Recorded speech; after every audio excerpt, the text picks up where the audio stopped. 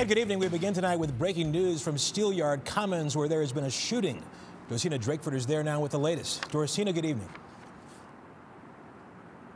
Good evening, Russ. It was still an active scene up until about half an hour ago. Now it's kind of back to business as usual, except for some stores like Villa. We're now in the parking lot of Steelyard Commons, and Burlington parking lot is where a shooting allegedly happened.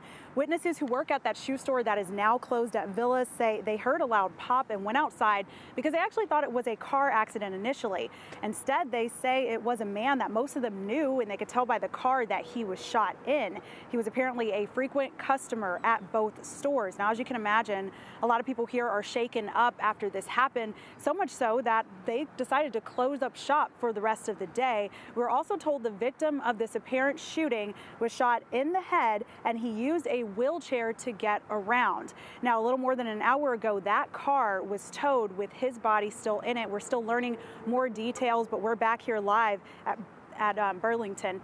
Now, what you're looking at now, there are some surveillance cameras that are posted up on some of these poles. He was apparently parked next to one of them. We're believing that police will use those to determine who shot this man, and the suspect apparently fled. So we don't have every bit of information at this point, but we know the pure basics, and we also know that Burlington is still open. So they've had their business coming in and out. A lot of people wondering what happened, but as of right now, what we know is a man was shot in the head here in this parking lot, and we're working to get more information for you.